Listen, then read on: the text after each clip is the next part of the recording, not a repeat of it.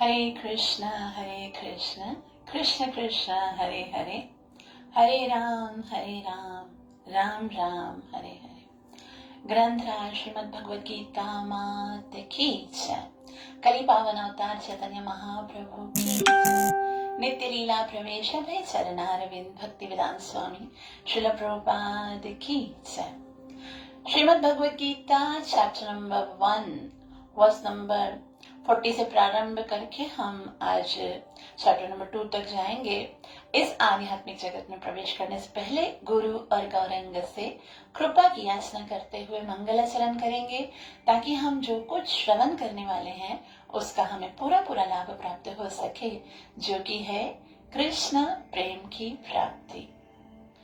ओम अज्ञानतिमिरन्दस्य ज्ञानञ्जनशलाकया चक्षुरुन्मीलितं येन तस्मै श्रीगुरुवे नमः।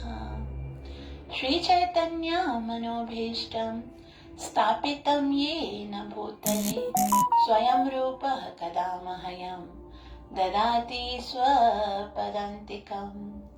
वन्देऽहं श्रीगुरुः श्रीयुतापदकमलं श्रीगुरुन् वैष्णवांश्च श्रीरूपं साग्रजातं सहगणा रघुनाथान् वितं तं सजीवं साद्वैतं सावधूतं परिजनसहितं कृष्णचैतन्यदेवं श्रीराधा कृष्णपादान् सहगण ललिता श्रीविशाखान्वितांश्च। हे कृष्ण करुणा सिंधु दीनबंधु जगत्पते गोपेश गोपिका कांता श्रीराधा कांत नमोस्तुते। तप्त कांचन गौरंगी राधे वृंदावनेश्वरी वृषभानुसुते देवी प्रणमामि हरिप्रिये। वंशाकल्पतरुभ्यश्च कृपा सिन्धुभ्य एव च पतितनां पावनेभ्यो वैष्णवेभ्यो नमो नमः। श्रीकृष्ण चैतन्य प्रभु नित्यानंद श्री अद्वैत गदाधर श्रीवासदि गौर भक्तवृंद। हरे कृष्ण कृष्ण कृष्ण हरे हरे, हरे राम राम राम हरे हरे। ग्रंथराज श्रीमद् भगवद गीता मात की जय। तो आज हम श्रीमद् भगवद गीता के पहले अध्याय को खत्म करेंगे। श्लोक नंबर 38-39 से स्टार्ट करेंगे, लेकिन उससे पहले हमने अब तक क्या पढ़ा एक बार उसको रिवाइज करेंगे, ताकि हमें पता चले हम सीरीज में किस तरह जा रहे हैं। तो ये पहला अध्याय है जिसका नाम है अर्जुन विषाद योग, लेकिन आचार्यों ने इसको 2 भागों में डिस्ट्रीब्यूट किया है। पहला जो भाग है वो कहाँ तक है, वो शुरू के श्लोक नंबर 1 से लेकर श्लोक नंबर 26 तक है। वो क्या है, कुरुक्षेत्र के युद्ध में सैन्य निरीक्षण के, उसमें तो हम सेना के विषय में जानते हैं। कैसे जाना हमने, श्लोक नंबर 1 से लेकर श्लोक नंबर 13 तक युद्ध की प्रिपरेशन ऑफ द वार। जैसे दुर्योधन जो पहले तो क्या हुआ था, धृतराष्ट्र ने संजय से पूछा था कि मेरे पुत्र और पांडव के पुत्रों के मध्य में क्या हुआ। फिर दुर्योधन जो है वो अपने गुरु द्रोणाचार्य के पास जाकर पहले तो पांडवों की सेनाओं के जो योद्धा हैं उनका वर्णन करता है। अत्र शूरा महेश्वासा भीम अर्जुन समायुधि, कि ये तो सारे भीम और अर्जुन की तरह युद्ध में बहुत ज्यादा कौशल रखने वाले हैं, लेकिन कोई फर्क नहीं पड़ता क्योंकि हमारे पास तो उनसे भी बड़े योद्धा हैं। भगवान भीष्मश्च कर्णश्च कृपश्च समितिंजय, तो हमारे पास तो सारे बहुत बड़े बड़े योद्धा हैं। तो इस तरह से दोनों सेनाओं के योद्धाओं का वर्णन करते हैं। वो 1 से लेकर 13 तक। और उसके बाद श्लोक नंबर 14 से लेकर श्लोक नंबर 20 तक क्या होता है, दोनों सेनाओं के मध्य में शंख ध्वनि का वर्णन होता है।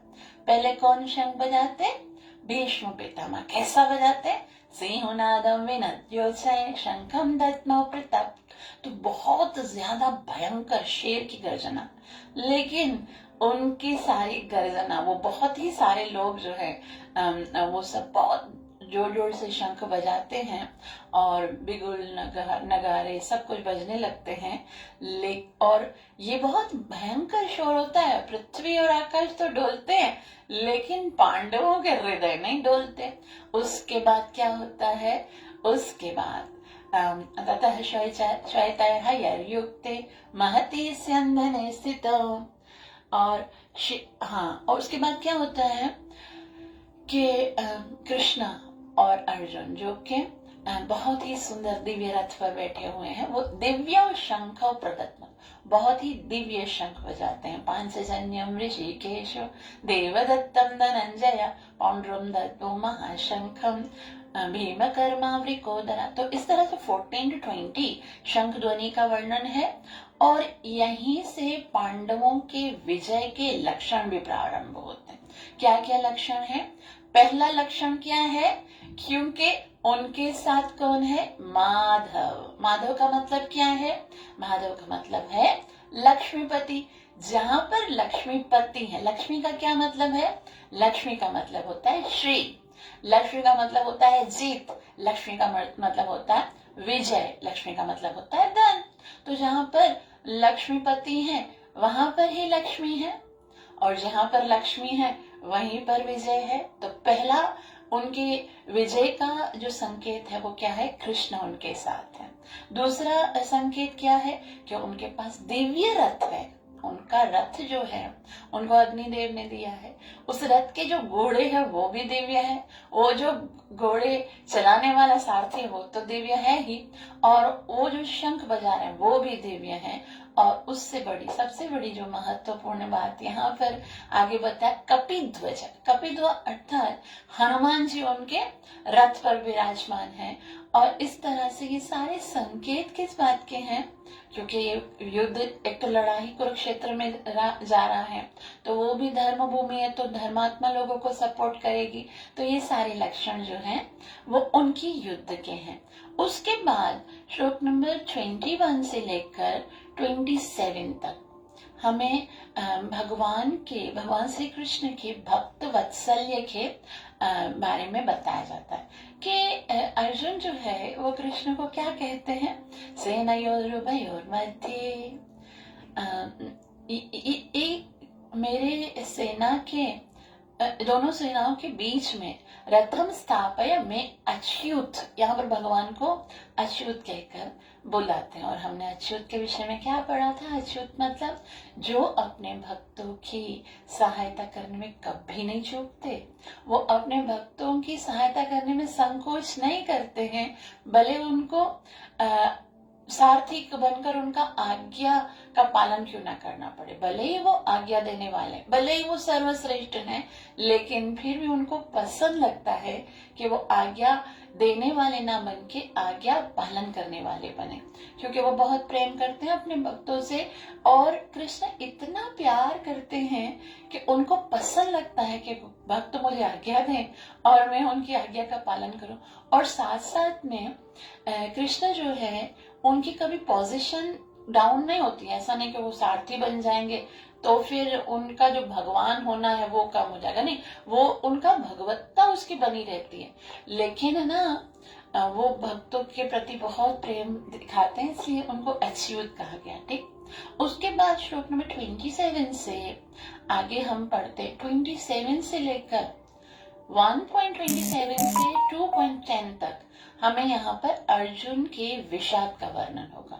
अर्जुन विषाद योग यहाँ से लेकर दूसरे अध्याय तक जाएगा। और अर्जुन के युद्ध ना करने के 5 कारण। वैसे तो युद्ध ना करने के बहुत सारे कारण हैं, अगर उनकी बड़ी डिटेल लिस्ट बताई जाए ना तो बहुत ज्यादा होगा, बहुत ज्यादा लंबा होगा, लेकिन आचार्यों ने उसको निचोड़ के 5 मेन कारण बताए यहाँ पर कि युद्ध नहीं करने के हैं। जो आचार्यों ने हाईलाइट किए हैं उनको हमने पढ़ना शुरू किया श्लोक नंबर 27 से।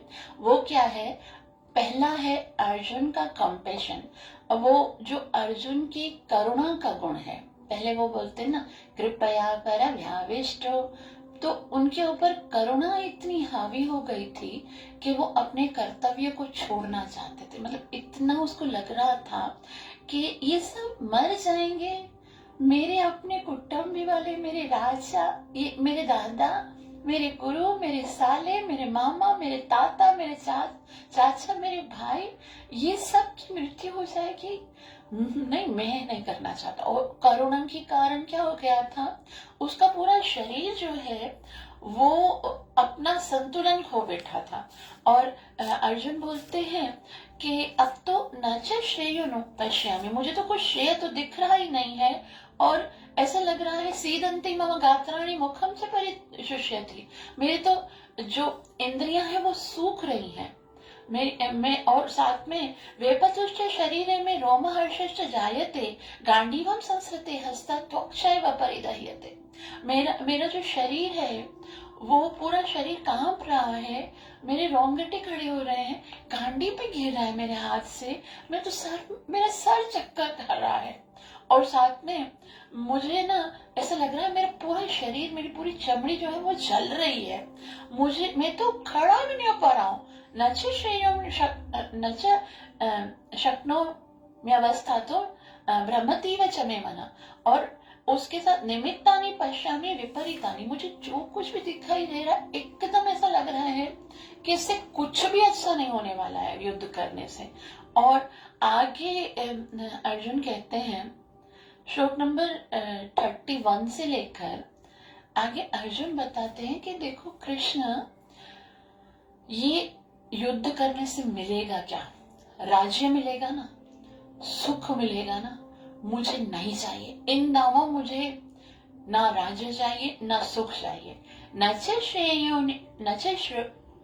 श्लोक नंबर 31 में जैसे अर्जुन कहते हैं, न च श्रेयो नु पश्यामि हत्वा स्वजनमाहवे न कांक्षे विजयम कृष्ण न च राज्यम सुखानि च। मुझे युद्ध में जीत कर, इन सबको मार कर, ना तो न कांक्षे विजयम राजा, ना तो इस युद्ध में जीतने की इच्छा है और ना ही राज्य प्राप्त करने की इच्छा है। और इसके लिए क्योंकि मेरे अंदर भोग की इच्छा नहीं है तो मैं युद्ध नहीं करूंगा। और उसके बाद अर्जुन बोलते हैं, हे गोविंद, बहुत सुंदर, किम नो राज्य न गोविंद, आप तो गोविंद हो ना। गोविंद का क्या मतलब होता है? गोविंद का मतलब होता है जो इंद्रियों को प्रसन्नता देने वाला है। आप गोविंद होकर मुझसे ऐसा कार्य करा रहे हो जो कि बहुत ही दुखदायक है, इससे मुझे कोई आनंद मिलेगा क्या? आपको तो बल्कि मुझे ऐसे कार्य में लगाना चाहिए जिससे मुझे सुख मिले, आनंद मिले। आप मुझे इस झमेले वाले कार्य में क्यों लगा रहे हो? इसमें मारना, काटना, दुख देना, हत्या करना, इससे बेहतर आप मुझे बोलो, अर्जुन निकलो यहाँ से, पहाड़ों में चले जाओ, वृंदावन में चले जाओ, नाम जब शुरू कर दो, युद्ध मत करो। युद्ध करके राज्य प्राप्त करने से बेहतर है भगवान का नाम लेके अपने जीवन को सफल करो, है ना। तो अर्जुन यहाँ पर ये कहते हैं। तो श्री प्रभुपाद जी बोलते हैं बहुत सुंदर इस श्लोक के तात्पर्य में कि लोग क्या सोचते हैं कि भगवान गोविंद हैं और भगवान का काम है आज्ञा पालक बनकर मैं जो जो बोलता रहूं, फरमाइशें करता रहूं, और भगवान क्या करेंगे, मेरी उन फरमाइशों को पूरा करते रहे। वो गोविंद है, मेरी इंद्रियों को संतुष्ट करे। लेकिन कृष्ण कोई नौकर नहीं है हमारे। मतलब श्री प्रभुपाद जी यहाँ पर बोलते हैं कि हरे कृष्ण कृष्ण कृष्ण हरे हरे, हरे राम राम राम हरे हरे। तो किंतु जब कोई इसके विपरीत मार्ग, यदि हम गोविंद की ये कहते हैं, गोविंद हमारी इंद्रियों की तुष्टि को तुष्ट करने के लिए नहीं है। ऐसा नहीं है कि भगवान कुछ ऐसा करेंगे जिससे हम खुश होंगे। भगवान की इंस्टेंट पोजीशन है इंद्रियों को सुख देना। और उसका तरीका क्या है? हम जब भगवान की इंद्रियों को खुश करेंगे तो इनडायरेक्टली हमारी इंद्रियां खुश हो जाएंगी। हमको आनंद प्राप्त होगा ही तब जब हम भगवान को खुश करेंगे, और कोई तरीका ही नहीं है। आत्मा भगवान का अंश है। जिस तरह से हमारे अंश, हम जैसे हमने पढ़ा था हाथ पे मुख इत्यादि, ये सब तभी खुश होंगे जब वो कार्य करेंगे पेट को भोजन डालने के लिए। अगर उन्होंने पेट का ख्याल नहीं रखा तो और कोई तरीका ही नहीं है उनको खुश करने का। तो स्वयं को खुश करने का तरीका ही ये है। सपोज अगर पेट का नाम गोविंद रखा जाए, ठीक है, तो पेट सबको खुश रखेगा। तो पेट कोई काम करेगा क्या कि भाई है ना मैं रोटी बनाऊंगा, मैं ये कार्य करूंगा? नहीं, वो अपना इंस्टेंट पोजीशन उसकी बनी रहेगी। वो क्या करेगा? वो ही रहेगा, लेकिन सारी इंद्रियों को उसकी सेवा करनी पड़ेगी और वो खुश हो जाएगा तो सारी इंद्रियां खुश हो जाएंगी, है ना। तो ये तरीका है आगे। हाँ, और अर्जुन बोलता है कि देखो मैं ना युद्ध करूंगा, युद्ध करने के बाद क्या होगा? सारे लोग तो मर जाएंगे। जिनको दिखाने के लिए, यानी कि जब कुछ वैभव होता है तो उसके वैभव को जब हम दूसरों के साथ शेयर करते हैं, दूसरों को दिखाते हैं ना कि भाई मेरे पास इतनी अच्छी ड्रेस है, मेरे पास इतनी अच्छी गाड़ी है, तो उससे है ना तो उसी से हम लोग खुश होते हैं कि दूसरे देखते हैं, हमको अप्रिशिएट करते हैं, कमेंट्स पास करते हैं। लेकिन फिर मेरे जीतने के बाद तो सब लोग मर जाएंगे ना, फिर मैं अपने वैभव को दिखाऊंगा किसको? और ये हुई, क्या हुआ? पहला युद्ध ना करने का कारण क्या? अर्जुन की करुणा थी। करुणा के कारण शरीर भी साथ नहीं दे रहा था। दूसरा क्या था? दूसरा ये कि अर्जुन को वैभव की या राज सुख की कोई इच्छा ही नहीं थी कि मुझे राज्य प्राप्त करने का कोई लाभ ही नहीं होगा। तीसरा है पापमेवा शये दस्मान हत्वेता हत्वेतानातताइना, कि ये सारे आतताई हैं, लेकिन आतताई जो है वो भी क्योंकि हमारे संबंधी हैं तो इनको मारने से तो हमको पाप लगने वाला है। तो पाप के कारण वो युद्ध नहीं करना चाहता था। और उसके बाद श्लोक नंबर 37 और 38 में अर्जुन कहता है कि क्योंकि ये सब हमारे जो है मित्र हैं, और मित्रों को और अपने संबंधियों को मारने से बहुत अपराध लगता है, लेकिन इस समय ये बात इनको समझ में नहीं आ रही है। क्यों समझ में नहीं आ रही है? यद्यप ये तेन पश्यन्ति लोभोपहत चेतसा, क्योंकि लोभ के कारण, राज्य के लोभ के कारण वो तो अपनी बुद्धि उनकी खराब हो गई है, उनका ज्ञान समाप्त हो गया है। तो वो क्योंकि लोभ के कारण लालची हो गए हैं, इसलिए वो ये नहीं देखते हैं कि कुलक्षयम कृतम दोषम मित्र द्रोहित पातकम, कि वो ये नहीं देख रहे कि कुल का नाश हो जाएगा तो कितना बड़ा दोष है। और दूसरा मित्र द्रोहित पातकम, वो तो मित्र द्रोही बन गए हैं। मित्र द्रोही का क्या मतलब होता है कि आपके साथ कोई अच्छा करे, आपके साथ कोई मित्रता करे, उसके साथ भी आप बुरा करो। तो ये तो है ही ऐसे। एक बार पता है क्या हुआ? एक बार ना दुर्योधन को एक दफा वो लोग जंगल में गए, ऐसे जैसे आखेट के लिए जाते ना राजकुमार, तो जंगल में गए। तो दुर्योधन तो कामी था बहुत, और उसने एक गंधर्वों की कन्या जो है उसको छेड़खानी की और उसके साथ जबरदस्ती करने लगा। जैसे ही उसने ऐसा किया तो जो गंधर्व लोग हैं ना उनको बहुत क्रोध आया, और फिर उन्होंने दुर्योधन को बंदी बना दिया, बस मारने लग गए उसको कि इसको हम नहीं छोड़ेंगे कि इसने हमारी कन्या के साथ ऐसा किया। और मारने ही वाले थे कि अचानक से किसी दुर्योधन के दूत ने जाकर पांडवों को बताया कि दुर्योधन जो है वो गंधर्वों के हाथों पकड़ा गया। जैसे युधिष्ठिर महाराज ने सुना तो युधिष्ठिर महाराज ने पांचों पांडवों को कहा, चलो हमें दुर्योधन अपने भाई की रक्षा करनी चाहिए। भीम अर्जुन सब बोलने लगे, भ्रातृश्री उस दुर्योधन की रक्षा करना, उसकी रक्षा करना जिसने हमारे साथ इतना इतना गलत किया है, हम नहीं उसकी रक्षा करना, हमें नहीं करनी चाहिए उसकी रक्षा। और अगर अभी भीम बेहतर, अगर अभी दुर्योधन की हत्या हो जाती है, हमारा तो काम आसान हो जाएगा ना, हमको युद्ध भी नहीं करना पड़ेगा, हमको पाप भी नहीं करना पड़ेगा, कुल का विनाश भी नहीं करना पड़ेगा। एक ही गंदी मछली है ना हमारे तालाब में, खत्म हो जाएगी तो तालाब साफ हो जाएगा, हम नहीं बचाएंगे उसको। ये तो और भी अच्छा है ना, इतना बड़ा महासंग्राम होने, और दुर्योधन को गंधर्व मार भी सकते थे, मार देते। लेकिन यहाँ पर पांडवों की जो बात जो युधिष्ठिर महाराज बताते, वो कहते हैं कि देखो ये हमारा कुल है ना, हमारा कुल है, हमारा आपसी झगड़ा है ना, हमारा आपसी झगड़ा सिर्फ हमारी फैमिली को पता होना चाहिए, दुनिया को नहीं पता चलना चाहिए कि हमारे दरमियान क्या है। यहाँ पर भले ही वो 100 हैं और हम 5 हैं, लेकिन संसार के सामने हम 105 हैं। हाँ, संसार को नहीं पता चलना चाहिए कि ये अलग कुल है, ये लोग अलग हैं।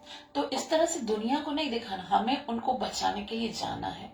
तो ऐसे मित्रद्रोही इतना मतलब इन्होंने इनके साथ कितना अच्छा किया, और अब वो उन्हीं को मारने के लिए तुले हुए हैं। तो यहाँ पर अर्जुन कहता है कुलक्षम कृतम दोषम मित्रद्रोही पातकम, ये मित्रद्रोही है, इनको तो मारना ही चाहिए, इनको तो मारना चाहिए। लेकिन प्रॉब्लम क्या है, अर्जुन देखो कितना है सुंदर तरीके से तर्क वितर्क करते हैं कि वो जो अपोजिट लोग हैं उनकी बात को पहले रखते हैं कि वो तो पातकी हैं, उन तो मित्रद्रोही है, उन्होंने पाप किया, उनको मारना ही चाहिए, क्योंकि वो तो लेकिन फिर भी उसमें और हम में फर्क क्या रह जाएगा। वो लोग तो लोभी हैं, वो लोग तो अंधे हो गए लोभ के कारण, लेकिन हम तो देख सकते कथम न ज्ञेयम अस्माभि पापा दस्मन निवर्तितम, हम तो देख रहे हैं ना कि कितना बड़ा पाप होगा।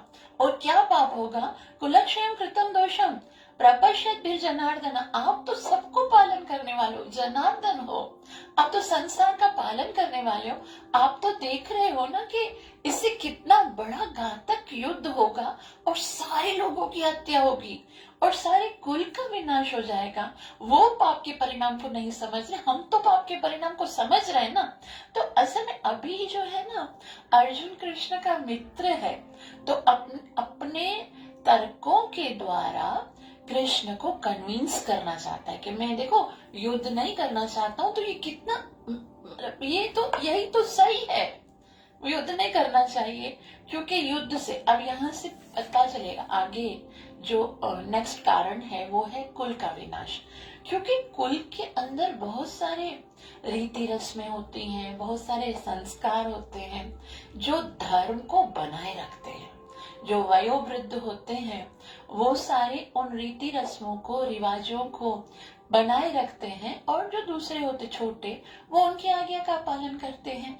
तो यहाँ पर क्या है पता है, यहाँ पर जितने भी कुरुओं के और संसार के जितने भी मेल पर्सन है ना, जो योद्धा है, जो युवान है, वो हर उम्र के हैं, मतलब दादा से लेकर पोते तक सब यहाँ पर जमा है। तो जितने भी मेल हैं उनकी यहाँ पर हत्या हो जाएगी। अब मेल नहीं रहे संसार में, खाली फीमेल्स रह गए, है ना। तो खाली स्त्रियां जो हैं, स्त्रियों को संरक्षण चाहिए होता है। जब भी वो छोटी होती है तो पिता के संरक्षण में, जब भी बड़ी होती है, विवाह होता है तो पति के संरक्षण में, और जब बूढ़ी होती है तो पुत्र के संरक्षण में। यहाँ पर तीनों पीढ़ियों का नाश हो रहा है, पिता भी, पति भी और पुत्र भी।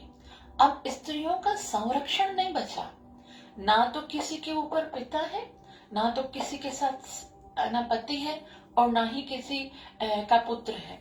तो इसका मतलब है अभी सबसे पहला अटैक होने वाला है स्त्रियों के ऊपर, क्योंकि स्त्री जो है उसके पतन के 2 कारण। जैसे पहला क्या कारण है कि मेल नहीं, सारे पुरुष लोग मर जाएंगे, तो क्या होगा, दूसरे लोग उनको एक्सप्लोर करेंगे, उनका शोषण करेंगे।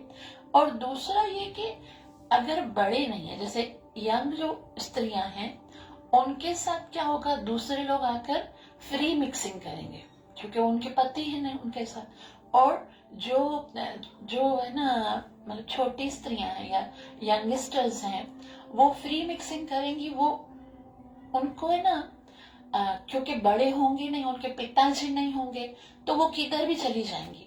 और फिर क्या होगा, ये जो नया कल्चर आज हम देख रहे हैं, उसमें कितना हो रहा है ना, फ्री मिक्सिंग हो रहा है, संस्कार खत्म हो गए हैं, क्योंकि बड़े लोग को अभी बच्चे जो है वो उनकी आज्ञा का पालन नहीं करते। पहले जैसे हमने पढ़ा था कि कितने सारे अच्छे अच्छे संस्कार होते हैं, गर्भधान से लेकर अंतिम संस्कार तक। और उसमें क्या होता है, ब्राह्मण को बुलाया जाता है, पंडित आते हैं, मंत्रों का उच्चारण होता है, और उसमें प्रसाद अर्पण होता है, सबको प्रसाद दिया जाता है ना। उससे दो कार्य होते हैं, ये संस्कारों से दो कार्य होते हैं। एक क्या होता है, सोशल बॉन्डिंग होता है, जैसे बच्चा पैदा होता है, उसका नामकरण होता है, तो हमारे सारे मित्र, हमारे सारे जो फैमिली मेंबर्स हैं वो एकत्रित होते हैं। तो इससे क्या होता है, सोशल बॉन्डिंग होता है, और उनको कार्ड दिया जाता है, उनको सम्मान दिया जाता है, घर में उनको भोजन खिलाया जाता है, पंडित को बुलाया जाता है, सब मिलते हैं, पंडित सबको तिलक लगाता है, कौन से कुल के हो आप, जो इस कुल के हैं वो आगे आगे बैठे हैं, उनको धागा बांधा जाता है। उनके अंदर क्या होता है, एक सोशलाइजेशन होता है, बहुत ही सोशल बॉन्डिंग होता है। और दूसरा क्या होता है इससे, एक तो ना सबको मिलने का मौका मिलता है, दूसरा धर्म की रक्षा होती है। मतलब उस जो भी संस्कार हम करते हैं उसमें कीर्तन होता है, पंडित होता है, यज्ञ करता है, हम सब मिलते हैं, स्वाहा डालते हैं अग्नि। उससे क्या होता है, हमारी आध्यात्मिक चेतना जो है वो बनी रहती है। और बुजुर्ग लोग जो हैं वो नई पीढ़ी को बताते कि भाई अब ये कार्य करना है, तो उससे क्या होता है, लेडीज भी इंगेज रहती हैं। अब लेकिन अगर हम ये संस्कार को छोड़ देते हैं, अगर इन संस्कारों को छोड़ देते हैं, तो भी सोशल बाउंडिंग तो चाहिए। सोशलाइजेशन के लिए क्या करना पड़ेगा, फिर लोगों को अलग तरीके अपनाने पड़ेंगे। जैसे आजकल क्या होता है, आजकल ये सब वो होता ही नहीं है, लोगों को बुलाना, कार्ड देना, आके सब लोग मिलके करें फिर गेम्स, ये पंडित को बुलाना वो तो छोड़ दिया। अब मिलन के लिए क्या करते हैं, वो पार्टी करते हैं। माता जी जो लेडीज हैं वो भी किटी पार्टी में जाते हैं, जो बच्चे हैं वो भी पार्टीज में जाते हैं। और उसमें क्या होता है, उसमें हानि क्या है, उसमें कुछ प्योरिटी नहीं है ना। एक तो फ्री मिक्सिंग है, प्योरिटी नहीं है, नो मंत्रास, नो यज्ञ, नो प्रसादम। वहां पर मंत्रास कौन से होते हैं, वो जो फिल्मी गाने होते हैं वो गाने चलाए जाते हैं, कीर्तन नहीं होता, गानों पर डांस होता है। और उसके बाद क्या होता है, खाने में क्या मिलता है, नॉन वेजिटेरियन होता है, ड्रिंक होता है। इससे समाज की कितनी हानि होती है हम सोच सकते हैं। और पहले जो है ना वो ऐसा होता था कि ना ये वाले संस्कार होते, तो अदर कोई हमको पार्टीज करने की जरूरत नहीं पड़ती, क्योंकि रोज रोज होता था, बच्चे भी बहुत होते थे, और रोज रोज कोई ना कोई सेलिब्रेशन होता ही था। आजकल बच्चे भी नहीं होते हैं ज्यादा, और फिर सेलिब्रेशन क्योंकि अब होते नहीं है, बचपन में कर दी जो छठी और मुंडन और ये कर दिया, अब यंगस्टर्स को क्योंकि दूसरे बच्चे है ही नहीं तो सेलिब्रेशन होते नहीं है, तो फिर वो अपनी तरफ से दूसरे सेलिब्रेशन करते हैं। क्या करते हैं, वो हैप्पी बर्थडे सेलिब्रेशन करते हैं। अब बर्थडे हमारे संस्कृति में नहीं है कि भाई सालगिरह पे केक काटा जाए और हम किसी पार्टी करने के लिए कहीं पर कोई अच्छे से ना होटल में रूम बुक करें, और फिर वहां पर सारे दोस्त आए, वहां पर नॉन वेजिटेरियन खाएं और मोमबत्ती फूंकें। क्योंकि ये हमारी संस्कृति का नहीं है, वहां पर कोई पंडित नहीं आएगा, वहां पर कोई मंत्र नहीं पढ़ा जाएगा, क्योंकि हमारे धर्म का नहीं है ना।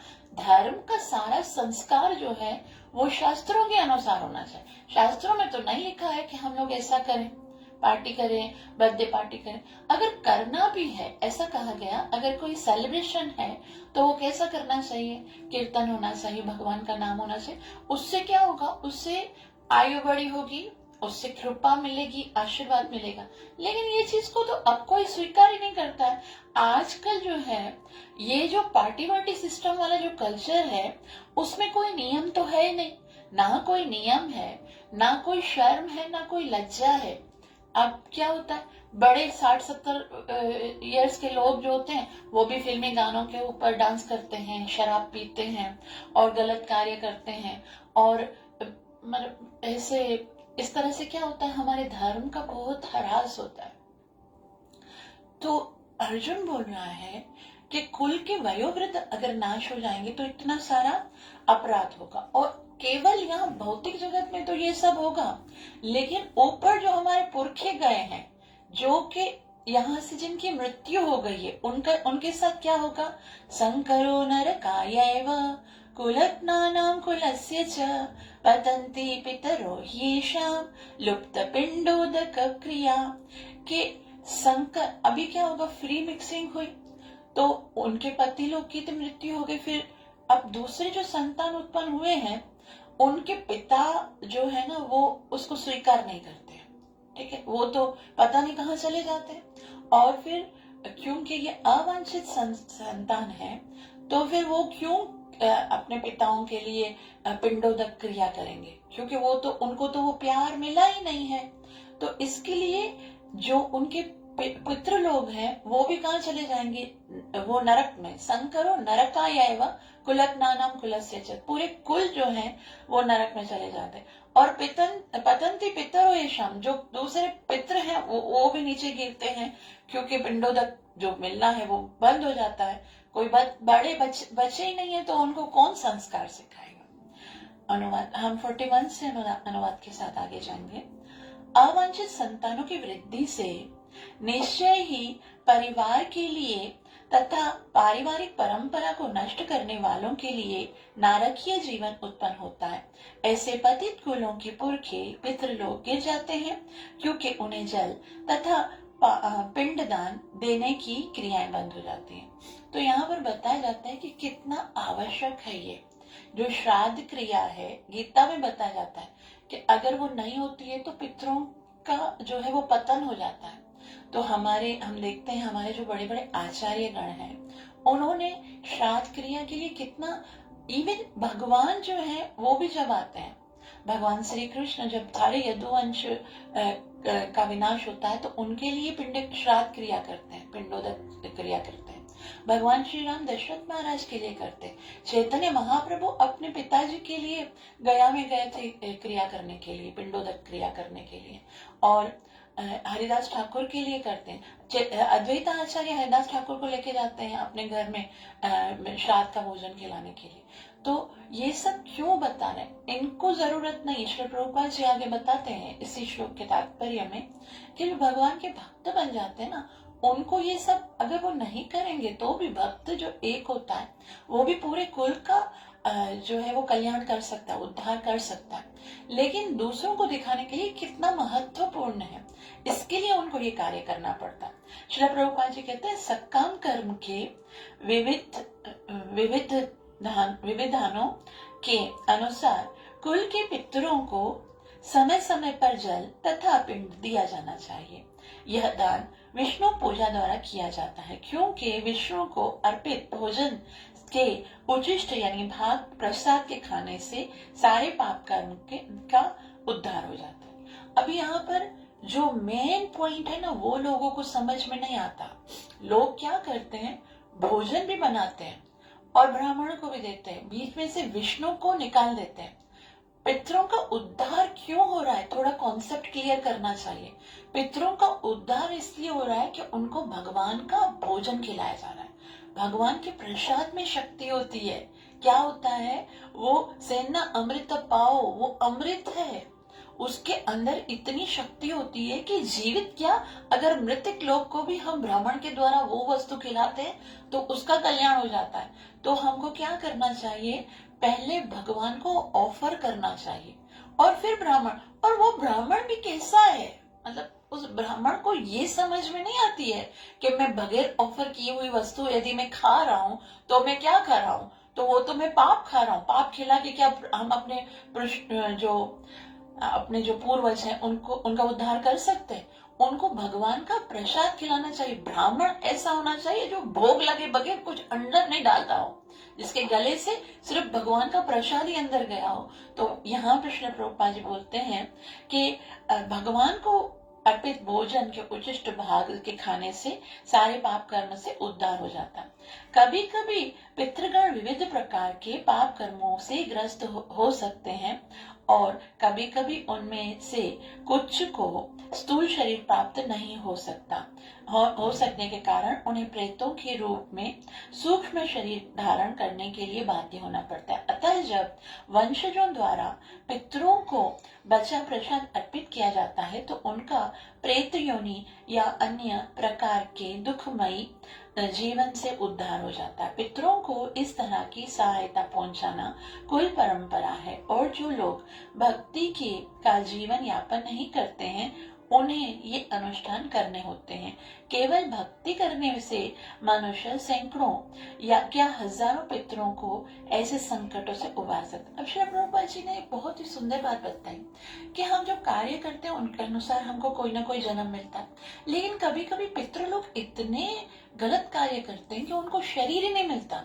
वो प्रेत योनि में भी चले जाते हैं या फिर वो किसी गलत योनि में चले जाते हैं, लेकिन जो उसके वंशज हैं जब वो पिंडोदक क्रिया करते हैं, जब भगवान को ऑफर करके ब्राह्मण को भोजन खिलाते हैं और फिर पिंड दान जो करते हैं और फिर यज्ञ करते हैं, उसमें स्वाहा करते हैं, तो ब्राह्मण जो यज्ञ कराता है उससे क्या होता है, जो पितृ लोग हैं उनका उद्धार हो जाता है। लेकिन ये सिर्फ यहाँ पर लिखा है जो भक्त नहीं है उनको करना बहुत आवश्यक है, क्योंकि भक्त लोग हो तो वो तो बगैर ये सब किए ही अपने पितरों का उद्धार कर सकते हैं। और यहाँ श्रील प्रभुपाद जी एक बहुत ही सुंदर श्लोक भी उच्चारण करते हैं 11.5.41 में श्रीमद् भागवतम में बताया गया है, देवर्षि भूताप्त निर्णाम पितृणाम न किंकरो नायव्रीणीच राजन सर्वात्मना यः शरणं शरण्यं गतो मुकुंदम परिहृत्य कर्तुम, कि जो भगवान है मुकुंद है, भगवान का नाम मुकुंद है ना, वो मुक्ति देने वाला है, और मुक्ति देने वाले की जो शरण स्वीकार करते हैं सर्वात्मना सर्वात्मना पूर्ण रूपेण शरणम शरण्यम, जो पूर्ण रूपेण भगवान मुकुंद की शरण ग्रहण कर लेते हैं उनके तो पितरों का उद्धार हो ही जाता है। लेकिन यहाँ पर फिर भी हमको देखना है क्या हम सर्वात्मना है, आत्मसमर्पण किया है अभी तक अपनी इच्छाओं के बगैर, अपनी इच्छाओं को भगवान की इच्छाओं से मैच कराते हैं। कभी भगवान पूर्ण सरेंडर जो करते हैं ना उसके लिए नहीं है ये सब, लेकिन हम जैसे पतित जो अभी तक भौतिक इच्छाओं में गिरे हुए हैं उनको तो जरूर करना चाहिए, उनको ये चीज नहीं छोड़नी चाहिए। अच्छा, यहाँ पर अनुवाद लिखा है, जो पुरुष अन्य समस्त कर्तव्यों को त्याग कर मुक्ति के दाता मुकुंद के चरण कमलों की शरण ग्रहण करता है और इस पथ पर गंभीरता के साथ चलता है, वह देवताओं, मुनियों, सामान्य जीवों, स्वजनों, मनुष्यों या पितरों के प्रति अपने कर्तव्य का या ऋण से मुक्त हो जाता है। श्री भगवान की सेवा करने से ऐसे दायित्व अपने आप पूरे हो जाते हैं। तो यहाँ पर अर्जुन कह रहा है कि क्योंकि ये सब भक्त तो नहीं है तो इनको तो ये सारे कर्तव्य पूरे करने पड़ेंगे, लेकिन पितृ ही वो नहीं रहेंगे, वर्ण संकर हो जाएंगे, अच्छे संतान नहीं रहेंगे तो ये सब नहीं करेंगे, और जब ये श्राद्ध और ये पिंडोदक क्रिया नहीं करेंगे तो पितरों का तो सर्वनाश हो जाएगा। उसके बाद दोषे रहते कुलग्नानां वर्ण संकर कारक उत्स्यादन्ते जाति धर्मा कुल धर्माश्च शाश्वता, और उससे दूसरा कुल के नाश होने से एक तो ये दुख होगा कि स्त्रियां दूषित हो जाएंगी, दूसरा वर्ण संकर उत्पन्न होगा, और वर्ण संकर उत्पन्न होगा तो जाति धर्म और कुल धर्म सब नाश हो जाएंगे। जो लोग कुल परंपरा को नष्ट करते हैं और इस तरह अवांछित संतानों को जन्म देते हैं उनके दुष्कर्मों से समस्त प्रकार के सामुदायिक योजनाएं तथा पारिवारिक कल्याण कार्य वे नष्ट हो जाएंगे। तो हर पर जाति के परिवार के कुछ कार्य होते हैं, कल्याण कार्य होते हैं, तो वो भी नष्ट हो जाते हैं। जैसे बोला हमारी कुल परंपरा है, हम ये सारी परंपराएं भी नष्ट हो जाती हैं। श्री प्रभुपाद जी कहते हैं सनातन धर्म या वर्णाश्रम धर्म द्वारा निर्धारित मानव समाज के चारों वर्णों के लिए सामुदायिक योजनाएं तथा पारिवारिक कल्याण कार्य इसलिए नियोजित किए गए हैं कि मनुष्य चरम मोक्ष को प्राप्त कर सके। तो ये जो वर्णाश्रम धर्म है, ब्राह्मण, क्षत्रिय, वैश्य और शूद्र, ये स्वाभाविक है और ये इस तरह से यदि इनको पूरा किया जाता है ना, तो फिर धीरे धीरे क्या होता है, चरम लक्ष्य की प्राप्ति होती है। क्योंकि अपने वर्णाश्रम धर्म को पूरा करते हुए पहले जो क्षत्रिय होते थे ना, वो बहुत ज्यादा अपने क्षत्रिय धर्म का पालन करते थे, है ना, ऐसा बताया जाता है। और उनको है ना अपने धर्म का पालन करते वक्त बहुत सावधान रहना पड़ता था। जो ब्राह्मण है वो अपने धर्म को सावधानी से पालन करते थे, जो वैश्य है वो अपने धर्म को, और उनको इतना विश्वास होता था धर्म पालन से कि उनसे कभी अपराध ही नहीं होता। एक बारी क्या हुआ, एक क्षत्रिय राजा थे, उनका नाम था महाराज दुष्यंत। और वो एक ऐसे गए आखेट के लिए, जब जाते थे राजा, तो आखेट के लिए जब गए तो वो एक जब वो थक जाते थे, प्यास वगैरह लगती थी, तो किसी ऋषि, क्योंकि जंगलों में ऋषियों की कुटिया होती थी ना, तो कण्व ऋषि की कुटिया में गए और वहां पर पानी पीने के लिए गए। तो वहां पर कण्व ऋषि की जो कन्या थी, एक वहां पर एक कन्या थी, तो ऋषि तो वहां पर नहीं थे। कन्या को बोला कि मुझे प्यास लगी है। तो वहां पर शकुंतला, जो कि मेनका की पुत्री थी, वो वहां पर थी, मेनका और विश्वामित्र की पुत्री। तो उनको देखकर दुष्यंत का हृदय जो है वो उस पर आ गया और कहने लगा कि मैं तुमसे विवाह करना चाहता हूँ, लेकिन मुझे ये समझ में नहीं आ रहा कि तुम तो ऋषि कन्या हो। ऋषि कन्या के प्रति एक क्षत्रिय राजकुमार का हृदय कैसे आ सकता है? मतलब इसका मतलब ये है कि तुम ऋषि कन्या हो ही नहीं सकती। मतलब उसको इतना अपने क्षत्रिय धर्म पर विश्वास था कि मेरा मन किसी क्षत्रियाणी पर ही आ सकता है, कि क्षत्रिय राजकुमारी के ऊपर आ सकता है, एक ऋषि कन्या के ऊपर नहीं आ सकता। तो आजकल ये क्योंकि धर्म ये नष्ट हो गया, वर्णाश्रम धर्म है ही नहीं, तो शूद्र जो है वो क्षत्रिय को प्रेम करने लगता, क्षत्रिय जो है वो ब्राह्मण को प्रेम करता, ब्राह्मण की कोई जाति नहीं पता। तो इस तरह से क्या होता है कि वर्णाश्रम धर्म का पूरा सत्यानाश हो गया। लेकिन श्रील प्रभुपाद जी यहाँ पर बता रहे हैं कि वर्णाश्रम धर्म जो है वो चरम मोक्ष को लेके जाता था। अतः समाज के अनुत्तरदायी नायकों द्वारा सनातन धर्म परंपरा के विखंडन से उस समाज में अव्यवस्था फैलती है। फलस्वरूप लोग जीवन के उद्देश्य यानी विषयों को भूल जाते हैं। तो क्योंकि कोई वर्णाश्रम धर्म का कोई सिस्टम ही नहीं है, क्यों पालन करना ये भी पता नहीं है। तो क्यों पता नहीं, क्योंकि उनको पता ही नहीं कि जीवन का उद्देश्य क्या है। ऐसे नायक अंधे कहलाते हैं, और जो लोग इनका अनुगमन करते हैं वे निश्चित ही कुल व्यवस्था की ओर अग्रसर होते। कुव्यवस्था के अभी क्योंकि वो मानते नहीं है तो कुव्यवस्था हो जाती है, वर्णाश्रम धर्म का कोई पालन नहीं करता। उसके बाद यहाँ पर अर्जुन जो है वो बता रहे हैं कि उत्सन्न कुल धरणाणाम मनुष्याणाम जनार्दन नरके नियतम वासो भवति अनुशुश्रमा। बहुत ही सुंदर यहाँ पर शब्द उच्चारण किया, अनुशुश्रमा, कि तुमको लगता है ना कि मैं अपनी तरफ से बोल रहा हूँ, मैं अपनी तरफ से नहीं बोल रहा हूँ, रेफरेंस दे रहा है, शास्त्रों में लिखा हुआ है, मैंने आचार्यों से सुना है कि क्या कि हे प्रजापालक कृष्ण, मैंने गुरु परंपरा से सुना है कि जो लोग कुल धर्म का विनाश करते हैं वे सदैव नरक में वास करते हैं। ये गुरु परंपरा से पता चला है कि कुल का विनाश कितना हानिकारक होता है। तो एक शिक्षक, एक बहुत ही सज्जन व्यक्ति जो है, कोई भी बात बताता है तो उसको कोई ना कोई शास्त्र का रेफरेंस देना चाहिए। शास्त्र के अनुसार हमारी बातें रेफरेंस के साथ होनी चाहिए शास्त्र के। लेकिन रेफरेंस जो है वो चाहे कितना भी अच्छा क्यों ना हो, शास्त्र के अनुसार भी क्यों ना हो, परंतु सबसे महत्वपूर्ण क्या है, जो अर्जुन मिसिंग कर रहे हैं वो है कृष्ण की इच्छा। कृष्ण की इच्छा को नहीं देख रहा है, वो बोला गुरु परंपरा से सुना है। तो वास्तविक जो शास्त्र का उद्देश्य क्या है, वेदैश्च सर्वे रामेव वेद्यो, मुझे जानना। तो कृष्ण की स्थिति को नहीं पता है ना अभी अर्जुन कि कृष्ण क्या है। इसके लिए अर्जुन कह रहे हैं कि ये तो मैंने गुरु परंपरा से सुना है। श्री प्रभुपाद जी कहते अर्जुन अपने तर्कों को अपने निजी अनुभव पर न आधारित करके आचार्यों से जो सुन रखा है उस पर आधारित करता है। वास्तविक ज्ञान प्राप्त करने की यही विधि है।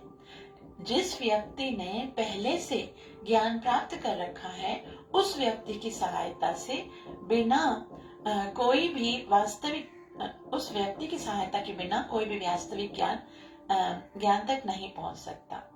तो श्रील प्रभुपाद जी बोलते हैं ये तो बिल्कुल सही तरीका है ना, जिसने सीखा उससे सीखो।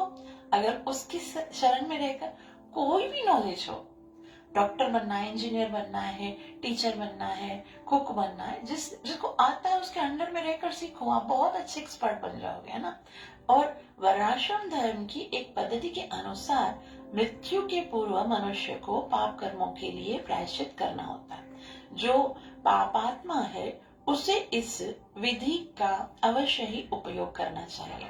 ऐसा किए बिना मनुष्य निश्चित रूप से नरक भेजा जाएगा, जहां उसे अपने पाप कर्मों के लिए कष्टमयी जीवन बिताना होगा। तो क्या है, वर्णाश्रम धर्म में बताया गया अगर पाप हो जाता है तो हमें उसका प्रायश्चित करना चाहिए। तो यहाँ पर तो ये बता रहा है कि नरक में जाना पड़ेगा अगर यहाँ पर प्रायश्चित नहीं किया।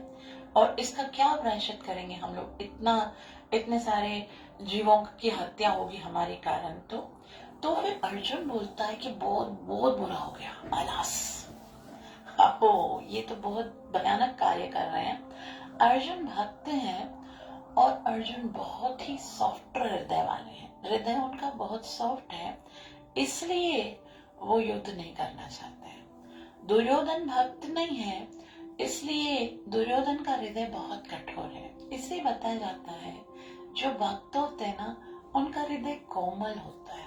और अर्जुन का भी हृदय बहुत कोमल है ना। देखो दुष्टों को जो उनके साथ बहुत बुरा किया उनको भी मारने की इच्छा नहीं, वरना क्षत्रिय तो ये है ना कि किसी के साथ भी उसने बुरा किया तो उसको मारना पड़ेगा। इनके साथ किया है, ये सब इनके ऊपर बीती है, उनके परिवार पर वो बीती है, लेकिन फिर भी नहीं मानना चाहता है। वो क्या कह रहा है, अहो बत महत् पापम कर्तुम व्यवसिता वयम यद राज्य सुख लोभेन हंतुम स्वजनमोद्यता।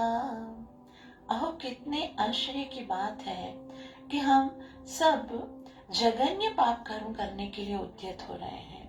राज सुख भोगने की इच्छा से प्रेरित होकर हम अपने ही संबंधियों को मारने के लिए तुल। सिर्फ राज सुख प्राप्त करने के लिए इतने लोगों की हत्या में कैसे कर सकता हूँ, ये कितना गलत है। श्री प्रभुपाद जी कहते हैं स्वार्थ के वशीभूत होकर मनुष्य अपने सगे भाई, बाप या माँ के वध जैसे पाप कर्म में प्रवृत्त हो सकता है। विश्व के इतिहास में ऐसे अनेक उदाहरण मिलते हैं, किंतु भगवान का साधु भक्त होने के कारण अर्जुन सदाचार के प्रति जागरूक है, अतः वह ऐसे कार्य से बचने का प्रयत्न कर रहा है। तो बहुत सारे ऐसे लोग भी होते हैं जो इतने सारे पाप करते हैं, अपने संबंधियों को, कोई पुत्र माता की भी हत्या कर लेता है, भाई की हत्या करते हैं, पिता की हत्या करते हैं, लेकिन वो कौन होते हैं, वो दुष्ट होते हैं। अर्जुन दुष्ट नहीं है। अर्जुन क्या है, श्रील प्रभुपाद जी कहते हैं कि भगवान का साधु भक्त है। भगवान के भक्त जो है उनको इन वस्तुओं से कोई लेना देना नहीं होता है। वो क्या चाहते हैं, वो तो बस भगवान की संतुष्टि चाहते हैं। वो धर्म के पथ को नहीं छोड़ना चाहते, अधर्म नहीं करना चाहते हैं। यहाँ पर अधर्म नहीं है फिर भी वो हिंसा नहीं करना चाहते, अहिंसा जो है अहिंसा नहीं करना चाहते हैं, क्योंकि इससे सबकी मृत्यु होगी। तो अर्जुन यहाँ पर एक बहुत ही सुंदर जो है ना श्लोक नंबर 45 में अर्जुन कहते हैं यदि माम प्रतीकारम अशस्त्र शस्त्र प्राणय धृतराष्ट्रारणे हन्यो तन्मे क्षेमतरम भवे। कि यदि शस्त्रधारी धृतराष्ट्र के पुत्र मुझ निहत्ते तथा रणभूमि में प्रतिरोध ना करने वाले को मारें तो यह मेरे लिए श्रेष्ठकर होगा।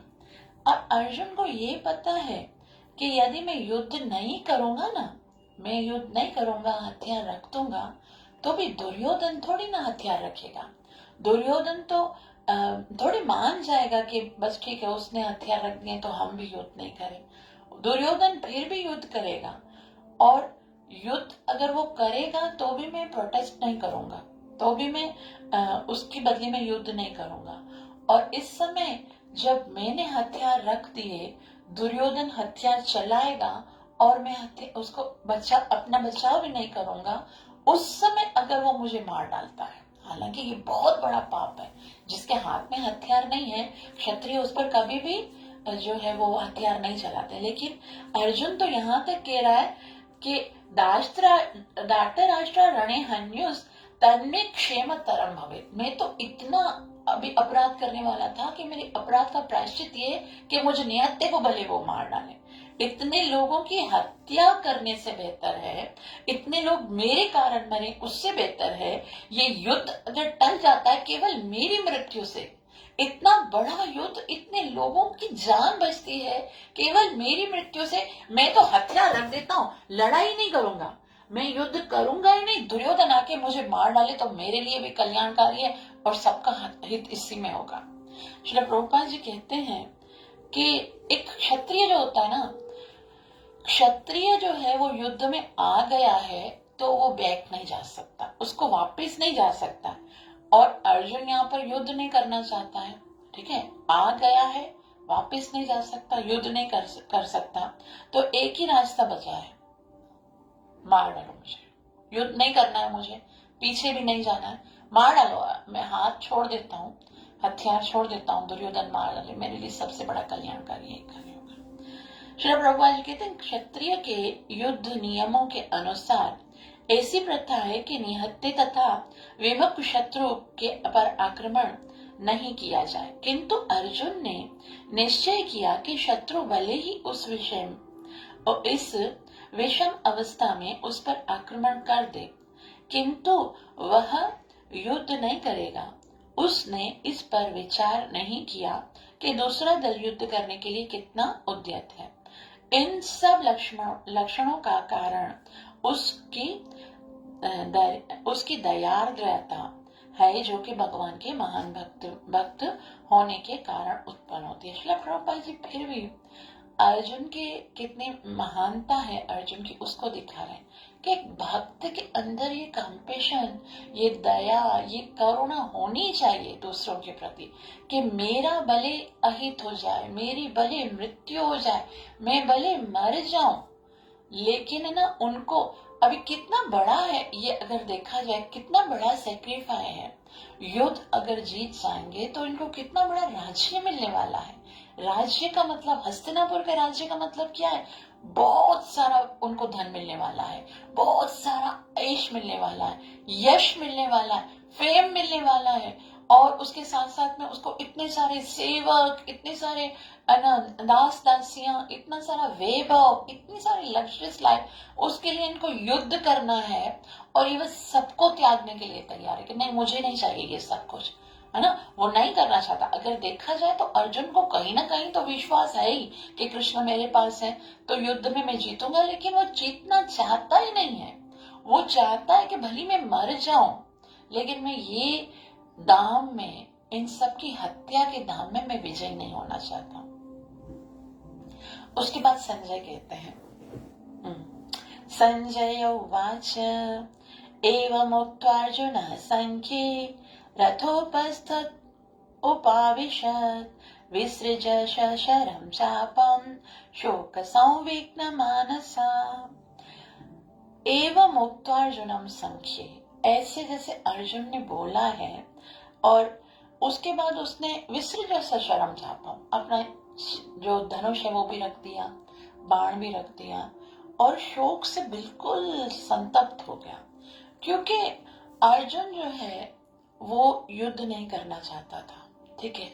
दूसरा, उसको सुख भी नहीं चाहिए। वो बोला ना, नहीं मुझे सुख नहीं चाहिए, सुख भोग नहीं चाहिए, मुझे राज्य भी नहीं चाहिए। लेकिन अभी अर्जुन बिल्कुल कंफ्यूज हो गया था। इसके ये जो स्टेट ऑफ कॉन्शियसनेस है, ये सबसे सुंदर है। श्री प्रभुपाद जी तात्पर्य में कहते हैं कि भगवत गीता को समझने के लिए ये कॉन्शियसनेस होनी चाहिए कि मुझे कुछ नहीं पता कि मेरा क्या हो, मुझे क्या करना चाहिए। मुझे कुछ नहीं पता कि श्रेय क्या है। मुझे तो बिल्कुल आगे बिल्कुल ब्लैंक दिख रहा है, कुछ नहीं दिख रहा है मुझे आप बताओ। जब हम इस भाव से भगवान की शरण में जाते हैं ना, या गुरु की शरण में जाते हैं ना, तभी हम वास्तविक ज्ञान को स्वीकार कर सकते हैं। भरा हुआ पात्र जो है उसमें क्या कोई भरेगा?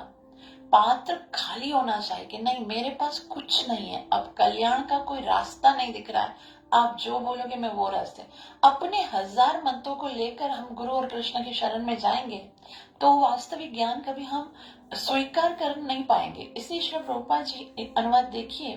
संजय ने कहा, युद्ध भूमि में इस प्रकार कहकर अर्जुन ने अपना धनुष तथा बाण एक तरफ रख दिया और शोक संतप्त चित्त से रथ के आसन पर बैठ गया। श्री प्रभुपाद जी कहते हैं कि अपने शत्रु की स्थिति का अवलोकन करते समय अर्जुन रथ पर खड़ा हो गया था, किंतु वह शोक से इतना संतप्त हो उठा था कि अपना धनुष बाण एक और रखकर रथ के आसन पर पुनः बैठ गया।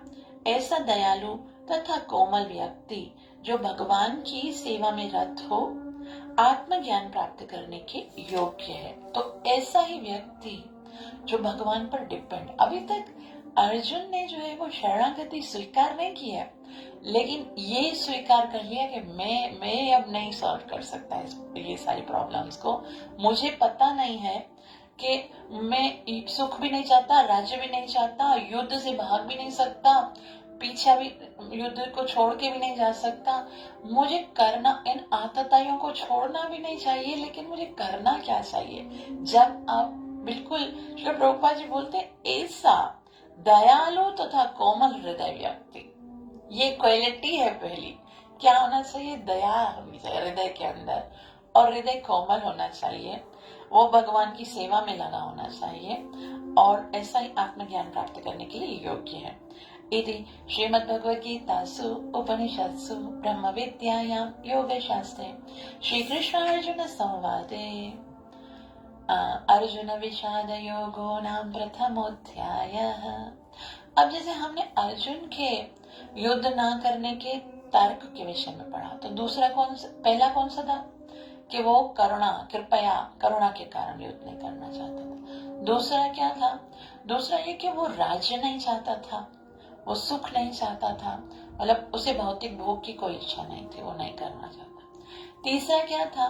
तीसरा ये था कि वो समझता था कि इससे तो पाप लगेगा, तो मुझे पाप नहीं करना है, तो पाप नहीं करना चाहता था। चौथा क्या था? कि इससे क्योंकि वंश का विनाश होने वाला है, इसलिए मैं युद्ध नहीं करना चाहता। और पांचवा कारण क्या है?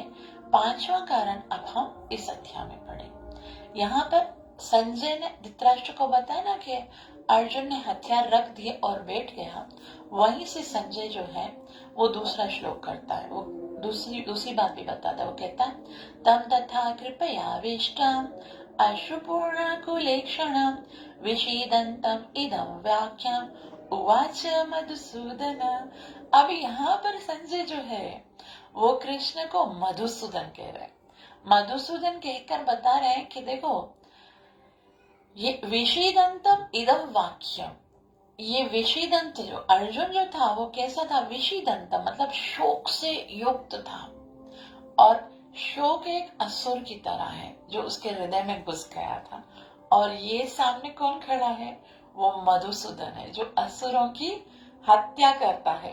तो ये शोक और ये जो कायरता का जो असुर अर्जुन के हृदय में घुस गया है ना, मधुसूदन उसका वध कर देगा।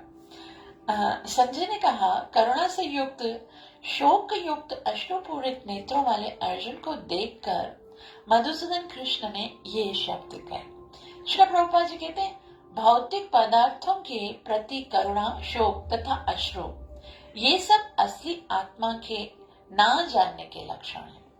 तो अभी क्योंकि यहाँ से श्री भगवान श्री कृष्ण जो है वो आत्मा की विषय में बताना शुरू करेंगे तो श्रील प्रभुपाद जी पहले से बता रहे हैं कि अभी इसको क्यों हो रहा है, दुख क्यों हो रहा है, क्योंकि असली आत्मा के विषय में तो उसने कुछ सुना ही नहीं है। सुना होगा तो भी अभी तो इसको शरीरों के मृत्यु की है ना बात याद आ रही है। तो शाश्वत आत्मा के प्रति करुणा ही आत्म साक्षात्कार है। अगर आत्म साक्षात्कार किसको कहते हैं तो आत्मा की करुणा, करुणा करनी है तो आत्मा की करुणा करो। और यहाँ पर अर्जुन किस पर करुणा कर रहा है, शरीरों की करुणा कर रहा है। तो शरीर तो कैसे है, वस्त्रों की तरह है। अगर कोई मर रहा है, डूब रहा है और कोई बहुत अच्छा तैराक उसके वस्त्रों को लेकर आता है तो उससे क्या करुणा की उसने, वो तो असली में मर गया।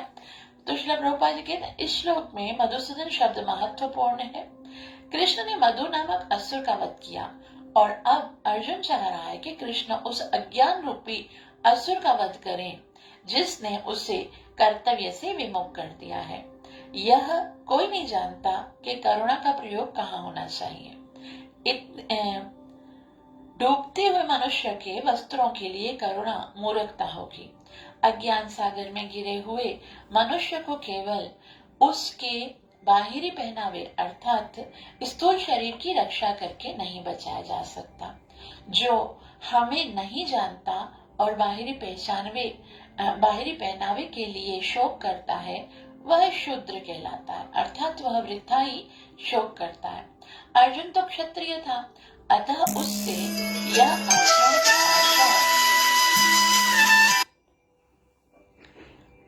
उससे यह आचरण की आशा न थी।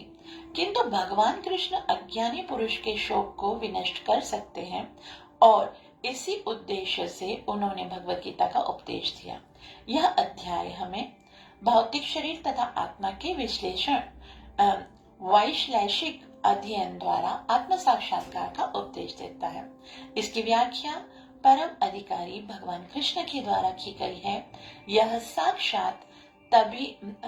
साक्षात्कार तभी संभव है जब मनुष्य निष्काम भाव से कर्म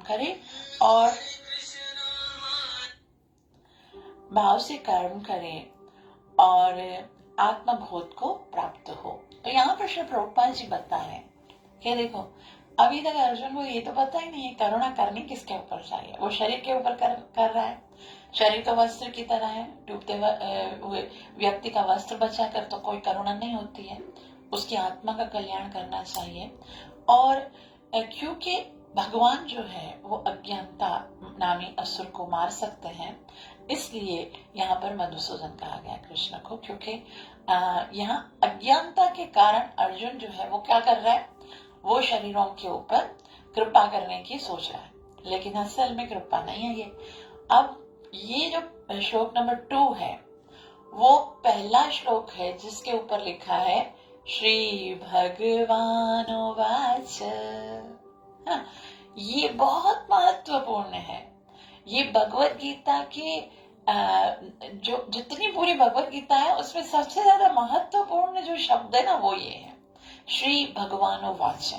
कि जो बोल रहा है वो कौन है, भगवान। और आपको बताऊं चाहे कोई भी भगवत गीता हो, चाहे किसी तरह से भी लिखी गई हो, उसमें ये जरूर बताया गया है श्री भगवान उवाच। ऐसा नहीं है कि कहीं पर लिखा होगा श्री कृष्ण उवाच, नहीं, सारी भगवत गीता में लिखा हुआ है श्री भगवान उवाच। अर्थात हर एक व्यक्ति जो गीता पढ़ रहा है उसे कृष्ण को भगवान स्वीकार करना है। यदि वो इस बात को स्वीकार नहीं करता कि कृष्ण भगवान है तो फिर गीता साइड में रख देना, गीता पढ़ने की जरूरत क्या है ना। गीता का महत्व यही है कि ये भगवत गीता है। वैसे तो गीत बहुत सारे होते हैं, संसारी लोग गीत गाते हैं ना, कोई से भी गीत गा लेते हैं, है ना। मैं कभी घबराता नहीं, ओ ऐसे अलग अलग कोई कोई गाने होते हैं वो गा लेते हैं, लेकिन उनका कोई महत्व नहीं। क्यों? क्योंकि वो किसी सिंगर ने गाए। ये सिंगर नहीं, कौन है, श्री भगवान है। तो भगवान का क्या मतलब है, तो श्रील प्रभुपाद जी बताते हैं कि भगवान जो है वो भगवान का मतलब है परम सत्य। और परम सत्य के 3 फेस होते हैं। 3 फेस कौन से होते हैं, एक होता है निराकार ब्रह्म जो कण कण में व्याप्त है, दूसरा होता है परमात्मा जो सबके हृदय में बैठा हुआ है, और तीसरा होता है भगवान जो कि उसका स्वरूप है, उसका साकार स्वरूप है। तो भगवान के ये तीन फेस हैं, और इसके लिए श्री प्रभुपाद जी एक बहुत सुंदर श्लोक उच्चारण करते हैं 1.2.11, जिसमें बताया गया है वदंती तत्तत्त्वविदस्तत्त्वम् यज्ञानम अव्ययम ब्रह्मेति परमात्मेति भगवान इति शब्दते, कि जो तत्वविदा है वो बताते हैं कि भगवान के तीन फेस हैं। भगवान किसको कहते हैं? पूरी चैप्टर के श्लोक के तात्पर्य में श्री प्रभुपाद जी पहले भगवान के बारे में बताते हैं कि भगवान का मतलब क्या है, जो ब्रह्म भी हो, परमात्मा भी हो और भगवान भी हो। उसके तीन फेस हैं। वो जो वास्तविक ज्ञानी है वो इन तीनों को जानता है। मतलब जो खाली ब्रह्म को जानते हैं या खाली परमात्मा को जानते हैं, वो भगवान के वास्तविक स्वरूप को नहीं जानते। लेकिन अगर पूछा जाए कि इन तीनों में से श्रेष्ठ कौन सा है, अगर भगवान के तीन फेस हैं तो तीनों में से श्रेष्ठ कौन सा है, तो श्रील प्रभुपाद जी यहाँ पर सूर्य का उदाहरण देते हैं कि देखो सूर्य होता है, उसका एक प्रकाश होता है ना, जो बहुत थोड़े ज्ञानी होते हैं तो प्रकाश को ही सूर्य समझने लगते हैं। प्रकाश आता है तो बोलते हैं सूर्य आ गया, लेकिन वो सूर्य नहीं है, वो सूर्य का प्रकाश है। उसी तरह से जो ब्रह्म है वो भगवान नहीं है, वो भगवान के शरीर से निकलने वाला प्रकाश है। और थोड़े जो बड़े ज्ञानी, थोड़े से बड़े व्यक्ति होते हैं, वो देखते हैं ये सूर्य नहीं है, सूर्य वो सामने जो सूर्य का सरफेस है, जो गोला है उसका, वो सूर्य है ना, असल में ये सूर्य नहीं। तो वो जो दिख रहा है थाली के जैसा चमकता चमकता, उसको जो सूर्य समझते हैं वो मतलब भगवान का परमात्मा साक्षात्कार करते हैं कि भगवान जो है वो हृदय में रहते हुए। लेकिन जो वास्तविक सूर्य के जानने वाले हैं वो क्या करते हैं, उनको सूर्य के विषय में सब कुछ पता होता है कि सूर्य का एक रथ होता है, सूर्य का एक ग्रह होता है, सूर्य के अंदर इतने सारे लोग होते हैं, सूर्य के अंदर जीवन होता है, तो उसको सूर्य के विषय में सब कुछ पता होता है। तो वो जो है वो भगवान साक्षात्कार है। भगवान साक्षात्कार का मतलब है भगवान के अंदर जो ये रोशनी है उसका निराकार स्वरूप है, भगवान का एक अंश रूप परमात्मा के स्वरूप में, क्षीरोदक्षायी रूप के स्वरूप में प्रत्येक जीव के हृदय में है, और भगवान स्वयं साक्षात अपने वैकुंठ गौलोक वृंदावन धाम में स्वरूप में वृंदावन में अपने भक्तों के साथ लीला करते हैं। तो यहाँ पर एक और बात जो समझने की है वो ये है कि जिस तरह से इसको समझाया जाता है कि भगवान का स्वरूप है सत, चित और आनंद। भगवान सत भी है, चित भी है और आनंद भी है। तो जो भगवान के ब्रह्म स्वरूप को मानते हैं वो केवल सत्य वाला जो अंश है उसको समझे हैं, लेकिन जो भगवान के परमात्मा स्वरूप को मानते हैं वो सत और चित यानी इन दोनों को समझे। लेकिन जो भगवान सत भी है, चित भी है, अगर उसमें आनंद नहीं तो कंप्लीट कैसे हो सकता है? तो जो भगवान के वास्तविक स्वरूप को जानते हैं, जो भगवान को मानते हैं, वो सत, चित और आनंद अर्थात भगवान के साकार स्वरूप में ये सब कुछ है, उसको मानते हैं। तो इसके लिए श्री प्रभुपाद जी जो हैं वो एक उदाहरण देते हैं किस चीज का, ब्रह्म संहिता का, जिसमें जिस तरह से ब्रह्म संहिता में ब्रह्मा जी कहते हैं ईश्वर परमः कृष्णः सच्चिदानंद विग्रह अनादिरादि गोविंद सर्व कारण कारणम। तो यहाँ पर जो है पहले तो श्री प्रभुपाद जी जो है वो भगवान शब्द की व्याख्या करते हैं, उसके बाद भगवान जो है अर्जुन को कह क्या रहे, ये भगवान है और कह रहे हैं कुतस्त्वा कश्मलमिदं विषमे समुपस्थितम् अनार्यजुष्टम् अस्वर्ग्यम् अकीर्तिकरम् अर्जुन। कुतस्त्वा कश्मलमिदं, ये गंदगी तुम्हारे अंदर कहां से आ गई? मतलब पहले ही श्लोक में उसने जो कुछ कहा, पहले चैप्टर में क्या क्या कहा, अभी याद है ना आपको कि इससे युद्ध से कितना खतरनाक हो सकता है, वंश का नाश हो जाएगा, पाप होगा और स्त्रियां दूषित हो जाएंगी, वर्ण संकर उत्पन्न होगा, कुल धर्म, जाति धर्म और कुल के जो पुरख हैं वो नरक में चले जाएंगे। भगवान बोले तुम्हारे अंदर ये गंदगी कहाँ से आएगी? तो पहले ही श्लोक में अभी देखो एक बार अभी ये भी समझना है कि अभी कृष्ण और अर्जुन के अंदर मित्रता वाला जो है ना वो मित्रता वाला भाव है। तो कृष्ण भी दोस्ती में बोल रहे हैं तो क्षत्रिय है, अनार्य दुष्ट, ये कार्य करेगा तो भागेगा यहाँ से युद्ध से, तो ये तो गंदगी है ना। एक क्षत्रिय को युद्ध भूमि में आकर ये सोचना ही चाहिए नहीं कि मुझे निकलना है यहाँ से, और तुम ये सोच रहे हो। तुम्हारे अंदर ये गंदगी आई का विषय में उपस्थित है। विषय में मतलब इस टाइम पर कैसे आ गई? पहले सोच सकते थे, तुम्हें पता नहीं था क्या युद्ध के टाइम पर कौन कौन होगा? इतने टाइम से, सालों से युद्ध की तैयारी हो रही है, तब तुम्हें पता नहीं था कि है ना युद्ध किस किस के साथ करना होगा? आज तुमको पता चला है और आज तुम निकल रहे हो यहाँ से। मैच फिक्स हो गया, दोनों टीम्स आ गई, और जो खिलाड़ी है वो बोलता नहीं भाई मैं कैसे करूं, खेल नहीं सकता। तो ये तो उस अपना धर्म कैसे वो छोड़ सकता है? जैसे एग्जाम हो रहा है, पेपर हाथ में आ गया और बोल नहीं नहीं नहीं नहीं मुझे तो कंपन हो रहा है, मैं तो एग्जाम नहीं दूंगा। तो ये तो बहुत बड़ी बेवकूफी है। आर्य लोग ऐसे नहीं करते हैं, अपने कर्तव्य का पालन करते हैं। तो भगवान कहते हैं ये तुमको ये कार्य करोगे ना, इससे ना तुमको कोई स्वर्ग मिलने वाला है, और तुम सोच रहे हो ना कि मैं युद्ध करके नरक में जाऊंगा, ये युद्ध ना करके नरक में जाओगे तुम।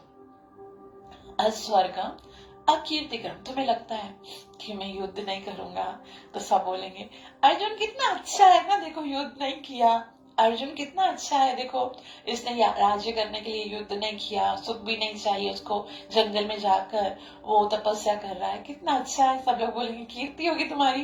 ये कीर्ति नहीं देगा तुमको, सब लोग कायर बोलेंगे कितना डरपोक है, कितना वो बोलते कायर है ये, वो कायर कहेंगे। ना कीर्ति मिलेगी ना स्वर्ग मिलेगा। तुम ख्याल करो, ये आर्यों की लक्षण नहीं है।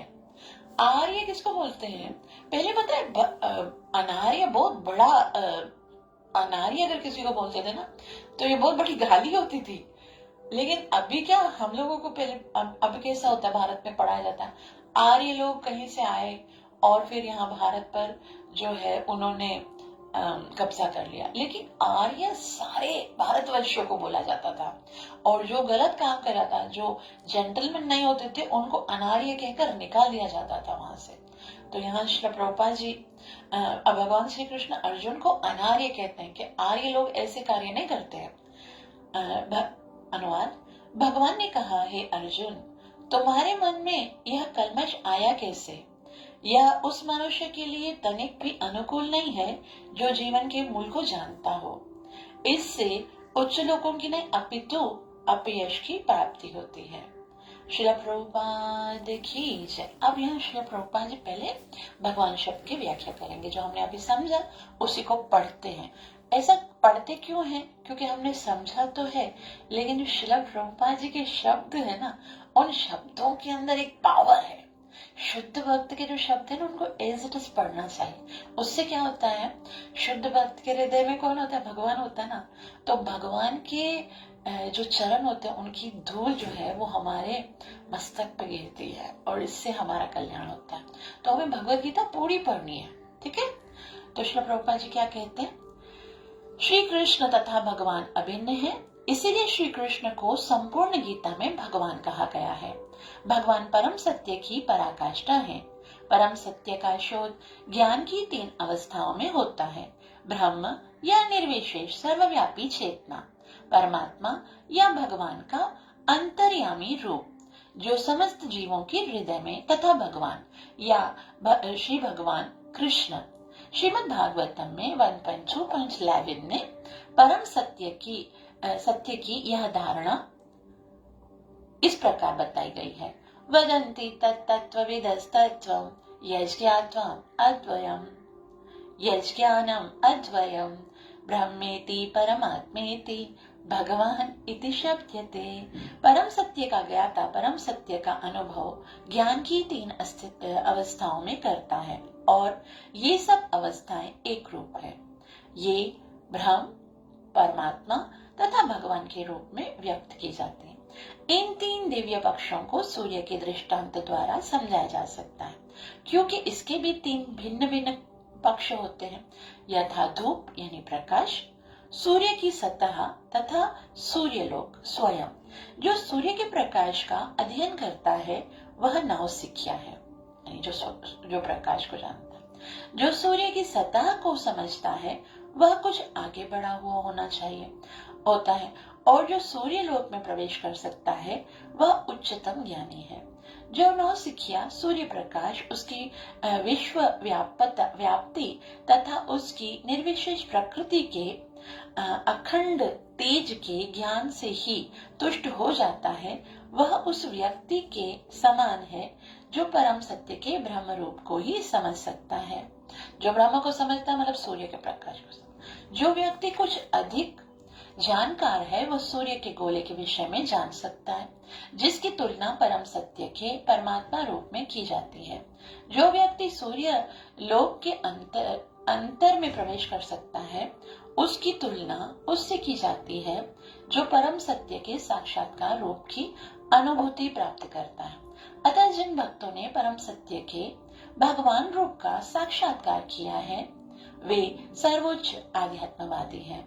यदि अभी परम सत्य के अध्ययन में रत सारे विद्यार्थी एक ही विषय के अध्ययन में लगे हुए हैं, सूर्य का प्रकाश, सूर्य का गोला तथा सूर्यलोक की भीतरी बातें, ये तीनों एक ही दूसरे से विलग नहीं किया जा सकता, फिर भी तीनों अवस्थाओं के अध्येता एक ही श्रेणी के नहीं होते हैं। संस्कृत शब्द भगवान की व्याख्या व्यासदेव के पिता पाराशर मुनि ने की है। अब यहाँ पर श्री प्रभुपाद जी पाराशर मुनि की भी व्याख्या लिखते हैं। क्या है वो? क्या है कि जिनके अंदर 6 ऐश्वर्य पूर्ण रूप से हो। कौन के? ऐश्वर्यश्च समग्रस्य वीर्यश्च यशश्च ज्ञान वैराग्यश्च एव षडनाम भाग इति कहा। तो जो समस्त धन, शक्ति, यश तथा सौंदर्य, ज्ञान या त्याग से युक्त है, परम पुरुष भगवान कहलाता है। ऐसे अनेक व्यक्ति होंगे जो अत्यंत धनी, अत्यंत शक्तिमान, अत्यंत सुंदर और अत्यंत विख्यात विद्वान या विरक्त भी होते हैं, किंतु साधिकार वह यह नहीं कह सकता कि उसके पास सारा धन, सारी शक्ति आदि है। एकमात्र कृष्ण ही ऐसा दावा कर सकते हैं, क्योंकि वे भगवान हैं। ब्रह्मा, शिव या नारायण सहित कोई भी जीव कृष्ण के समान पूर्ण ऐश्वर्यवान नहीं है। अतः ब्रह्म संहिता में स्वयं ब्रह्मा जी का वर्णनीय है कि श्री कृष्ण स्वयं भगवान है। ना तो कोई उनके तुल्य है, ना उनके बरकर है, ना वे आदि स्वामी या भगवान हैं। गोविंद रूप में जाने जाते हैं और समस्त कारणों के परम कारण। अब यहाँ श्री प्रभुपाद जी ने पता क्या बताया कि सबके पास तो कुछ न कुछ शक्ति होती है, कुछ न कुछ धन होता है, कुछ न कुछ ना सौंदर्य होता है, लेकिन भगवान का मतलब होता है जिसके पास संपूर्ण हो, सबसे अधिक हो। जैसे किसी के पास शक्ति होती ना, वो जो शक्ति जो वेट लिफ्टिंग का काम करते हैं, वो 200 किलो, 300 किलो, 400 किलो ऐसे कंपटीशन होता है, जो सबसे ज्यादा 500 किलो उठा देगा ना वो विनर हो जाता है। लेकिन भगवान क्या करते हैं? भगवान अपनी एक उंगली पर 7 साल के कृष्ण पूरा गोवर्धन पर्वत उठाते हैं। ऐसा तो कोई भी वीर, कोई भी शक्तिशाली नहीं करता। अच्छा, किसी के पास है ना समझो ज्ञान होता है, तो वो बहुत बहुत अच्छे से शास्त्र बताया है, बहुत बहुत बड़े दार्शनिक फिलॉसफी बताता है, बहुत सुंदर सुंदर ज्ञान की बात करता है। लेकिन कृष्ण क्या करते हैं? कृष्ण 45 मिनट में अपने दोस्त के साथ, अपने मित्र के साथ डिस्कस करते श्रीमद् भगवत गीता, और संसार के सारे ज्ञानी इतने 5000 वर्षों से इस ज्ञान को पढ़ रहे और बोलते हैं अभी तक तो हमें एक लफ्ज ही समझ में नहीं है। और कोई लोग है ना बहुत सुंदर होते हैं, सुंदर तो होते हैं, लेकिन ये इतना सुंदर है कि सौंदर्य का जो देवता है वो भी उसको देखकर मूर्छित होता है। कोई लोग धनी हो सकते, बोलते हमारे पास बहुत धन है, मिलियनर हूँ, मैं richest person of the world हूँ, लेकिन उसके पास द्वारिका है क्या? सोने का पूरा द्वारिका, एक पूरी नगरी है, एक घर नहीं है। कोई यहाँ पर भी देखते हैं सोने का घर बनाते, बंगलो बनाते हैं, लेकिन ये बंगलो नहीं है, ये पूरी नगरी है। द्वारिका के अंदर जो धोबी है ना वो भी सोने के घर में रहता है। तो उनके पास संपूर्ण। और वैराग्य कैसा? कृष्ण का वैराग्य कैसा है जानते हो?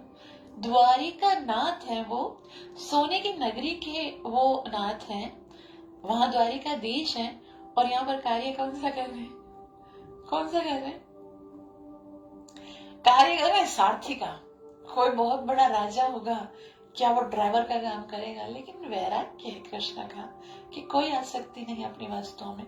तो यहाँ श्री प्रभुपाद जी आगे कहते हैं, ऐसे अनेक पुरुष हैं जो भगवान के गुणों से युक्त हैं, किंतु कृष्ण परम है, क्योंकि उनसे बढ़कर कोई नहीं है। वे परम पुरुष हैं और उनका शरीर सच्चिद आनंद है। वे आदि भगवान गोविंद हैं और समस्त कारणों के कारण है। ब्रह्म संहिता में भी ऐसा बताया गया। भागवत में भी भगवान के नाना अवतारों की सूची है, किंतु कृष्ण को आदि भगवान बताया गया है, जिनसे अनेक अवतारों तथा ईश्वर विस्तार होते हैं। जैसे भागवत में भी क्या बताया गया, यहाँ श्री प्रभुपाद जी अलग अलग तरीके से भगवान को सिद्ध करते हैं। पहले किसके भागवत से सिद्ध किया, वदंती तत्त्वविदस्तत्वम, कि भगवान के 3 फेज होते हैं। फिर पाराशर मुनि की डेफिनेशन से ऐश्वर्य से समग्र से, फिर ब्रह्म संहिता से ब्रह्मा जी की, और उसके बाद जो है वो भागवतम पुनः एते चांद सकलः पुंस कृष्णस्तु भगवान स्वयं इंद्रादिव्याकुलम लोकम मृडयन्ति युगे युगे। तो यहाँ पर वर्णित सारे अवतारों की सूचियां या तो भगवान की अंश कलाओं अथवा पूर्ण कलाओं की हैं, किंतु कृष्ण तो स्वयं भगवान है। श्रीमद् भागवतम 120.28।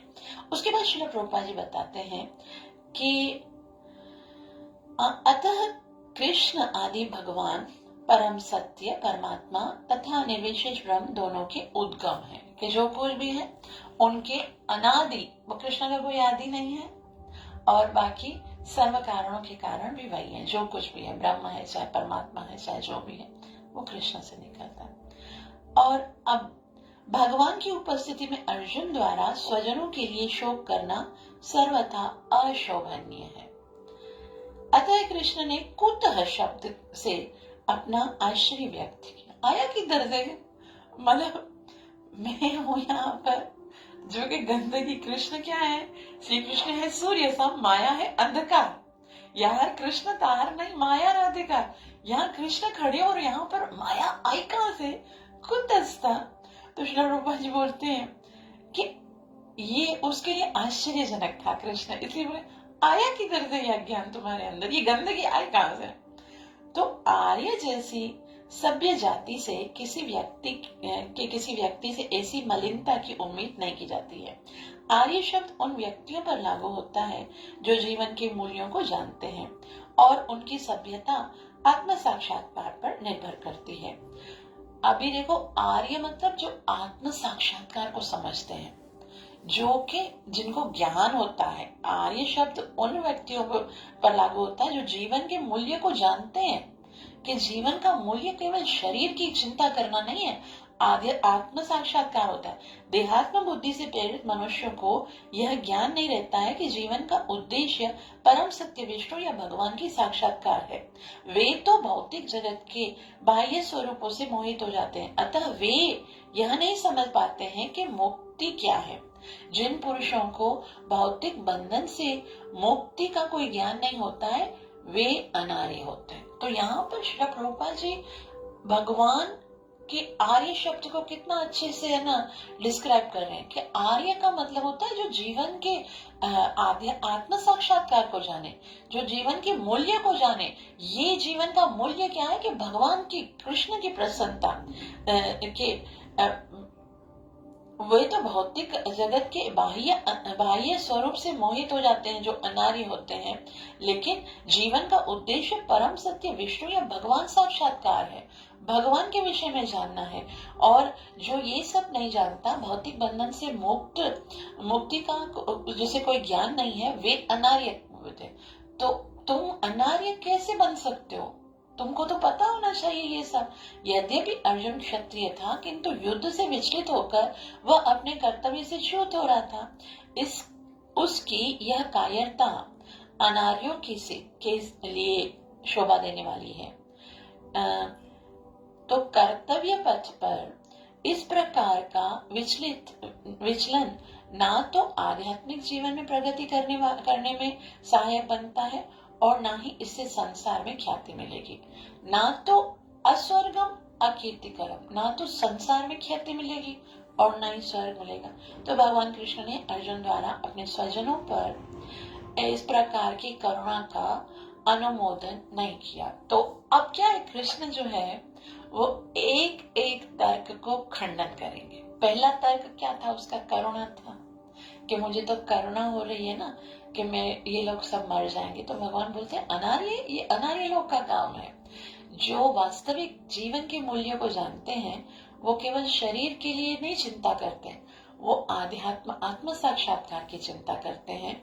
तो पहला जो उसने करुणा का जो तर्क दिया था, श्रील प्रभुपाद जी बोलते हैं उसको भगवान यहाँ पर अनुमोदित नहीं करते हैं। उसके बाद जो है अभी हम बस यहाँ तक रखते हैं, बाकी का हम बाद में पढ़ेंगे, ठीक है। श्लोक नंबर 3 से पढ़ेंगे। आप सबका बहुत बहुत आभार जो इतना प्रेम से श्रवण किया। कृपया मुझे आशीर्वाद अवश्य दीजिएगा कि मैं अपनी सेवा और साधना को अच्छे से कर सकूं और निरापराध भाव से गुरु और हरि नाम का जप करके गुरु और कृष्ण को प्रसन्न कर सकूं। ग्रंथराज श्रीमद् भगवद गीता मात की जय हो। नित्य लीला प्रवेश चरणारविंद भक्ति वेदांत